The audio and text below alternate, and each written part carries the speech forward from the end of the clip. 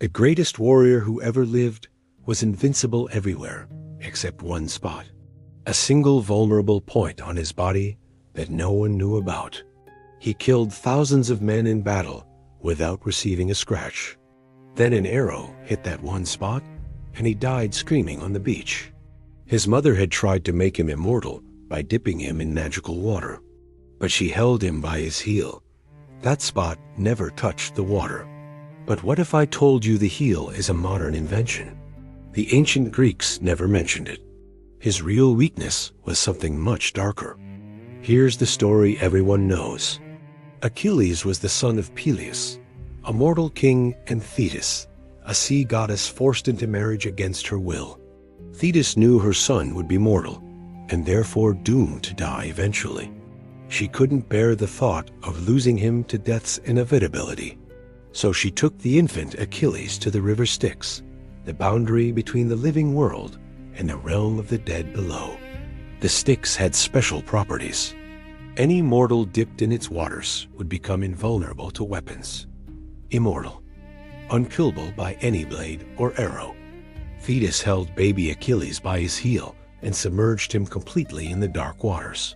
His entire body was protected by the river's magic, except the heel she gripped. That spot never touched the water. That one small vulnerable point remained mortal and unprotected from harm. Achilles grew up to become the greatest warrior Greece had ever produced. Faster, stronger, more skilled than any man who had ever lived before him. He was destined to fight in the Trojan War, the legendary 10-year siege of Troy that would determine the fate of the ancient world. But a prophecy said Achilles faced a choice. He could live a long, peaceful life in obscurity, forgotten by history, or die young at Troy, remembered forever. He chose glory. He chose to die young and be remembered for all time as the greatest warrior who ever lived.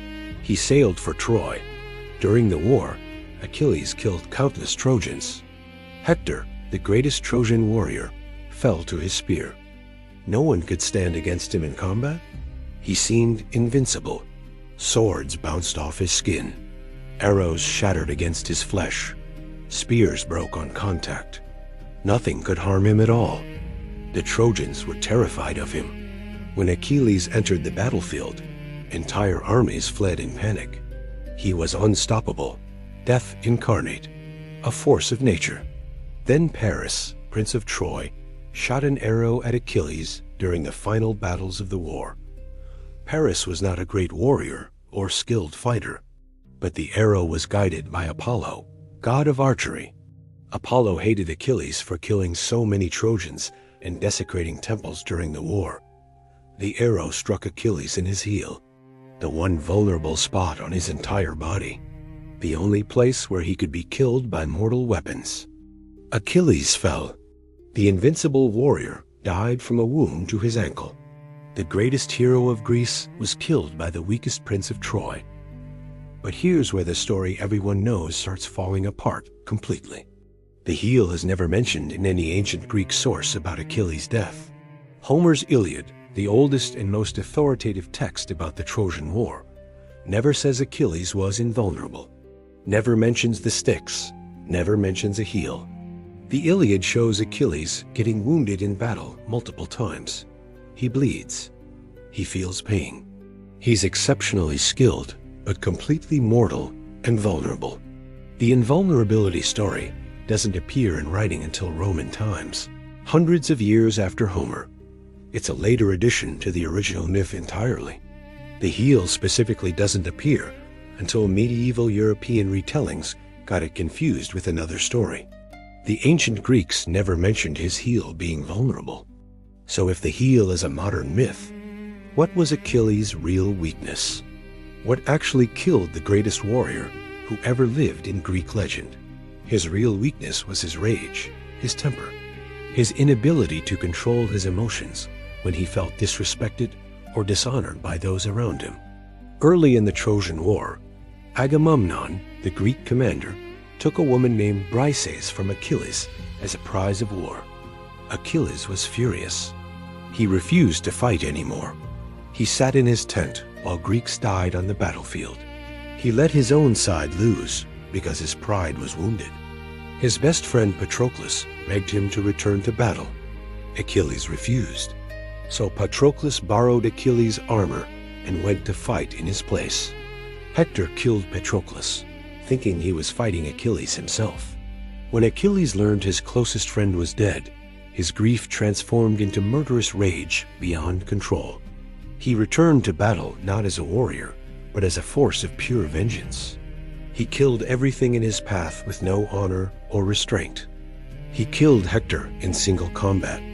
Then he tied Hector's body to his chariot and dragged it around Troy's walls for days, desecrating the corpse.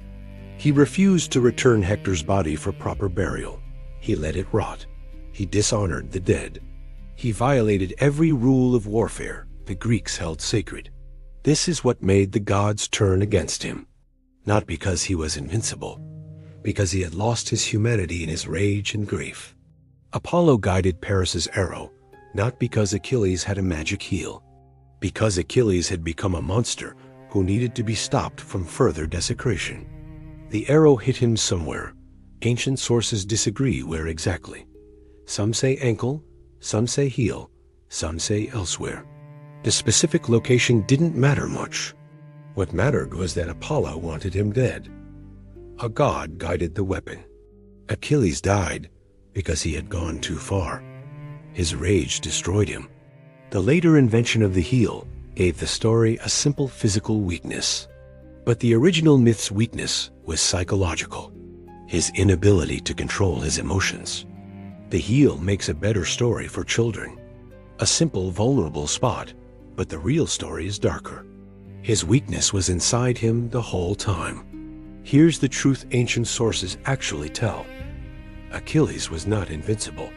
He was just the best fighter who had ever lived through pure skill and training. His mother Thetis did try to make him immortal, according to some versions, but not with the Styx. She held him over divine fire to burn away mortality. His father Peleus caught her doing it and stopped her before the process completed. So Achilles remained mortal with no special invulnerability at all. The prophecy was real. He could choose long life in obscurity or short life with eternal glory. He chose glory, knowing he would die young at Troy. He went to war, knowing he wouldn't return. He chose death. That was his actual strength. He knew he would die, and he fought anyway with everything he had. His relationship with Patroclus was the most important thing in his life. Different sources disagree whether they were lovers or just extraordinarily close friends bound by honor. When Patroclus died wearing Achilles' armor, Achilles' world ended. His grief was total. His rage was uncontrollable. He became something other than human in that moment. He fought Hector knowing it would seal his own fate. Prophecy said if Hector died, Achilles would die soon after. He killed Hector anyway for revenge. The desecration of Hector's body was where Achilles crossed the line from hero to monster in Greek eyes. Even his own side was horrified by it. Hector's father Priam came to Achilles' tent alone and unarmed to beg for his son's body back. Achilles saw Priam and saw his own father. He wept. He gave the body back. He granted a temporary truce for Hector's funeral. He returned to being human for a moment after his rage burned out. Then Paris killed him, shot by the weakest warrior in Troy, because Apollo guided the arrow as divine punishment for Achilles' crimes against the sacred. His body was fought over on the battlefield. Greeks and Trojans both wanted his corpse and his legendary armor. Ajax rescued his body eventually from the chaos. They burned him on a funeral pyre with honors. His ashes were mixed with Patroclus's ashes in a golden urn, together in death as they had been in life. The heel became the symbol of his death centuries later because people wanted a simple explanation, a physical weakness, a tragic flaw made literal and easy to understand. But the real Achilles had no magic heel. He had rage that made him unstoppable in battle and destroyed him when he couldn't control it anymore. The greatest warrior who ever lived died because he let grief turn into something monstrous. His weakness wasn't in his body. It was in his inability to let go. This video was created combining ancient source research with AI-assisted production.